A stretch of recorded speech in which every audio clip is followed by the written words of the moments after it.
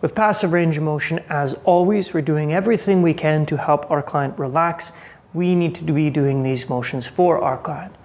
Remembering that once we get to the end of the motion, we pause for a moment prior to applying that overpressure, giving our client a moment, and then we apply overpressure and relax. Let's start with the elbow. So with the elbow, we'll start with flexion. I will bring that elbow up. One hand goes behind on the shoulder, the other hand firmly gripping the wrist. And once I've reached the point of tissue approximation, I apply overpressure. And then we bring the elbow into extension. One hand going underneath the elbow, proximal to the elbow, the other hand on the wrist, making sure that the arm is straight, and then apply overpressure in extension. And then with pronation and supination. So for pronation and supination, we have the elbow relaxed in a flexed position, and I will start with supination. So I firmly grip the wrist, and please note the position of my thumbs. My thumbs are together, and I am proximal to the wrist joint. I do not perform pronation and supination distal to the wrist. That will torque and twist the wrist, which we do not want to do. We're testing pronation and supination of the elbow. So with a firm grip on the wrist, I then bring the forearm into supination. Once I've reached maximal supination, I apply overpressure and then bring the wrist into pronation. The same thing goes. I grab proximal to the wrist joint.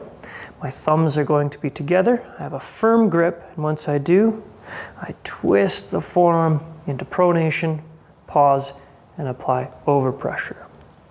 So that's our 4 motions of the elbow. Let's move into our motions of the wrist. So for the wrist, we're going to have the elbow in that passively flexed position, and I'm going to start with extension of the wrist. Now, I could perform extension of the wrist in this neutral position, or I can perform extension of the wrist with the arm supinated. I'll show you both. Beginning with this neutral position, in a handshake position, I will firmly grip the forearm, bring that wrist into extension, and once I've reached maximal extension, I apply overpressure. Note where my hand is. I'm gripping the palm of the hand. I am not gripping the fingers. That would extend the hand and fingers and really trying to isolate just the flexors of the wrist. As I mentioned, we can also do it in supination. So we can supinate the forearm, I'll firmly grip the wrist, put my other hand on the palm, bring the wrist into extension, and then apply overpressure. With flexion of the wrist, I prefer to perform flexion of the wrist in a fully pronated position. This is going to maximally stretch the extensors. So I firmly grip the wrist, grip onto the hand, and once I've gripped onto the hand, I bring the wrist into flexion. Now the next way that we can perform this, if our client did not experience a stretch on the extensor, is simply called Mills maneuver. To perform Mills maneuver, we do something very similar. However, this time we extend the elbow first, we pronate the forearm, and then in this position, making sure that the shoulder does not medially rotate, we stabilize the elbow, flex, pronate all simultaneously, which stretches the extensor. It's a complicated motion, so we'll do it one more time. Grip the elbow, fully extend the elbow, stabilize the elbow in a supinated position, grip the wrist firmly, flex the wrist, pronate the forearm. Extension, supinate the forearm, flex the wrist, stabilize the forearm in pronation with your hand, and then twist into pronation. And again, that's Mills maneuver.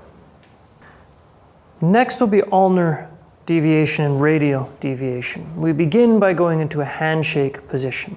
So for ulnar deviation, I will grip firmly on the wrist, apply ulnar deviation. Once I have reached maximal tissue resistance, I apply overpressure.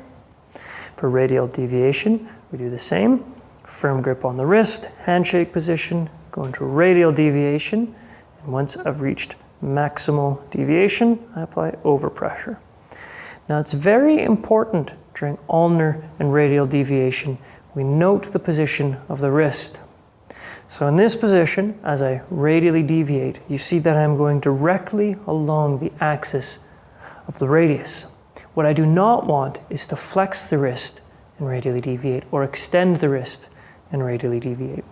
You'll find that if you're not paying attention and you go for radial deviation, the wrist naturally wants to extend.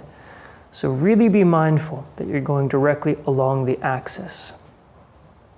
Moving now into the fingers, for flexion of the fingers, I simply wrap my fingers around my clients and then squeeze for overpressure. And then for extension, I will place my hand directly behind theirs on the back of their hand. So my hand is covering the entire back of their hand like so. And then with my other hand, take those fingers into passive extension and apply overpressure. As far as abduction and adduction goes, we do not do adduction because the fingers approximate. So with one finger at a time, I'll spread each one individually. Remembering we really only perform these motions if there's a dysfunction specifically with the fingers. And then lastly, moving in to the thumb. So now for the thumb, we have our 4 motions. We have adduction, which is adductor pollicis, and we don't do because that is tissue approximation. So we'll start with abduction. We bring the thumb back into abduction. Next we have flexion. We bring the thumb across the palm of the hand, over pressure. And then extension, we bring the thumb back behind the hand with overpressure. And we do not perform passive opposition.